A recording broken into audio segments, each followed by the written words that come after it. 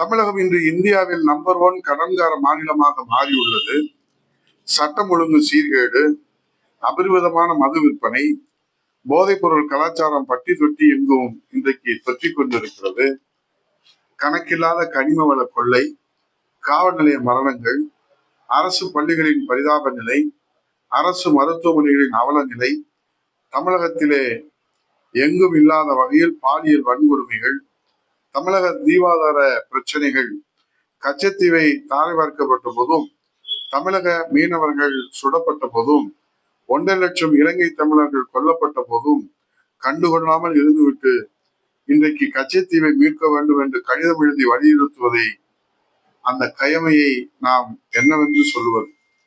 காவேரி ஒப்பந்தம் காலாவதியான போதும், புதிய அணை கட்டுவோம் என்று அறிவிப்பு வெளியிடுகின்ற போதும், அதற்கான நிதி ஒதுக்கீடு செய்கிற போதும் மௌனத்தை மட்டுமே தொடர்ந்து கடைபிடிப்பதை கண்டு கவலைப்படாமல் இருக்க முடியாது.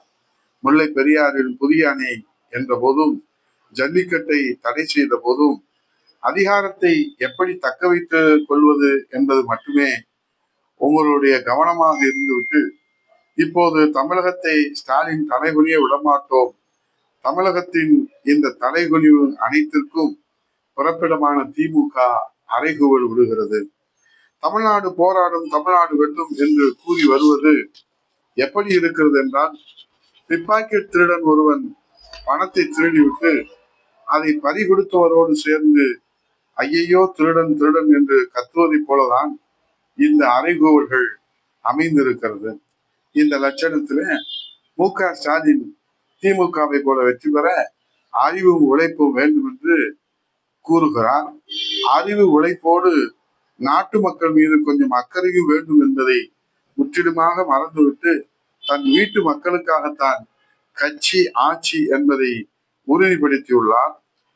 இதே ஸ்டாலினுக்கு மகனாக பிறந்த ஒரே தகுதியால் பதவி பெற்றிருக்கிற மாண்புமிகு துணை முதலமைச்சர் உதயநிதி ஸ்டாலின் அவர்கள் ஜனநாயகத்தையும், உழைப்பையும், அனுபவத்தையும், பொது வாழ்க்கைக்குரிய இலக்கணத்தையும் முற்றிலுமாக தகர்த்தெறிந்துவிட்டு, ஒரு தற்குறியை போல வாய்க்கு வந்ததையெல்லாம் வாய்க்கொழுப்போடு வரம்பில்லாமல் புரட்சி தமிழர் வருங்கால முதலமைச்சர் 7.5% இடஒதுக்கீடு பெற்றுத்தந்த சமூக நீதி காத்த சமூக நீதி காவலர், 11 மருத்துவக் கல்லூரியை தந்திட்ட மனிதநேய மக்கள் தலைவர், 2000 அம்மா மினி கிளினிக்கை தந்தவர், 6 புதிய மாவட்டங்களை தந்தவர், குடிமராமத்து திட்டத்தை தந்தவர், நதிநீர் இணைப்பு திட்டத்தை தந்தவர், நீர் மேலாண்மையிலே புரட்சி செய்தவர், நிதி மேலாண்மையிலே புரட்சி செய்தவர், வளர்ச்சியிலே வரலாறு கண்டவர், தமிழ்நாடு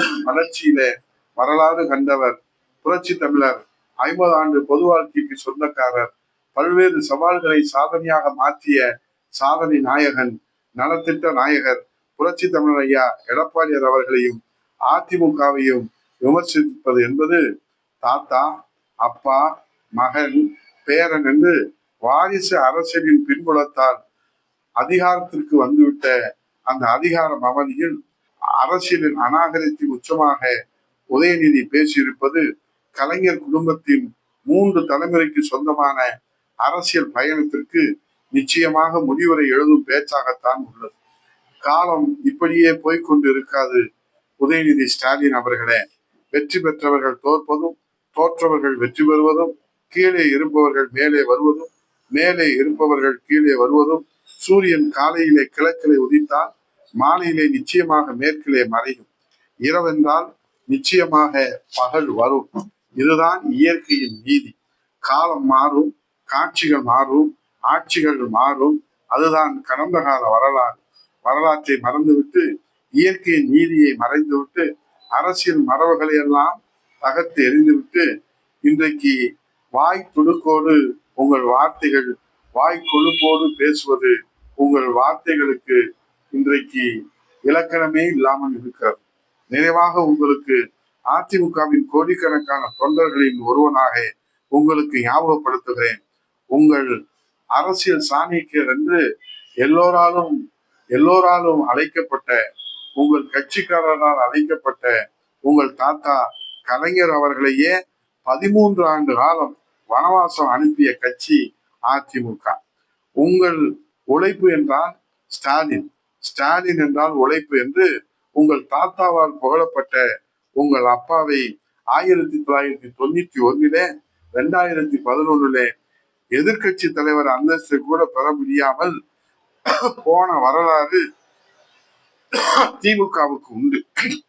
இப்போது உங்களின் ஆணவ பேச்சால் மீண்டும் வரலாறு திரும்பும். அப்போது உங்கள் அரசியல் பயணம் கேள்விக்குறியாகும். அதிமுக தொண்டர்களிடம் தற்காலிகமாக இப்போது உங்களிடத்தில் இருக்கின்ற அரசியல் அதிகாரம் இல்லாமல் வேண்டுமானால் இருக்கலாம். அதிமுக தொண்டர்களிடமும் அதிமுக கட்சியிடமும் அதிமுக தலைமையிடமும் தற்காலிகமாக இப்போது உங்களிடத்தில் இருக்கின்ற அரசியல் அதிகாரம் வேண்டுமானால் இல்லாமல் இருக்கலாம். ஆனால் மக்கள் அதிமுகவின் மீது வைத்திருக்கின்ற நம்பிக்கையும் அதிமுக மக்கள் மீது வைத்திருக்கின்ற நம்பிக்கையும் எப்போதும் ஆறார்.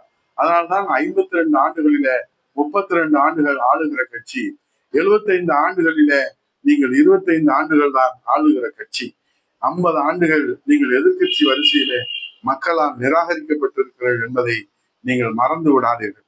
ஆகவே தாய் தமிழகத்தில புரட்சி தமிழர் ஒரு சாமானிய தொண்டருடைய தலைமையில மீண்டும் தாய் தமிழ்நாட்டில் மக்களாட்சி மலரும். ஆகவே புரட்சி தமிழர் ஐயா எடப்பாடியார் அவர்களை நீங்கள் எள்ளி நகையாடுவது, நீங்கள் நையாண்டி செய்வது, நீங்கள் கேலிக்கூத்தாக பேசுவது மன்னர் ஆட்சியில இளவரசனாக வீற்றிருக்கிற உங்கள் தலைகணம். உங்கள் அரசியல் பயணம் கேள்விக்குறி ஆகும் என்பதை உங்களுக்கு கோடிக்கணக்கான அதிமுக தொண்டர்களின் மனக்குமுறலை எச்சரிக்கையாக விடுக்கிறேன். இந்த நடைமுறையில இந்த நிலையில நீங்கள் தொடர்ந்து பேசுவீர்களானால் அனைத்து இந்திய அண்ணா திராவிட முன்னேற்ற கழகத்தின் மனக்குமுறலாக உங்களுக்கு எச்சரிக்கை விடுத்து, இனியும் இந்த அரசியல் அநாகரிகத்தை நீங்கள் தொடர்ந்தால் உங்கள் அரசியல் எதிர்காலம் இந்த தமிழ்நாட்டு மக்களால் முடிவுரை எழுதுவதற்கும் தயங்க மாட்டார்கள் என்பதை நான் உங்களுக்கு வரலாறை நினைவு கூர்ந்து நிறைவு செய்கிறேன். நன்றி, வணக்கம். செய்திகளை உடனுக்குடன் தெரிந்து கொள்ள கீழ்கண்ட கேபிள் மற்றும் DTH நெட்வொர்க்குகளில் எம்நாடு செய்தி தொலைக்காட்சியை காணுங்கள். பாதகம் செய்பவரை கண்டால் நாம் பயம் கொள்ளலாகாது பாப்பா. மோதி மிதித்து விடு பாப்பா, அவர் முகத்தில் உமிழ்ந்து விடு பாப்பா. அண்மை செய்திகளை உடனுக்குடன் தெரிந்து கொள்ள இணைந்திருங்கள் எம்நாடு தொலைக்காட்சியுடன்.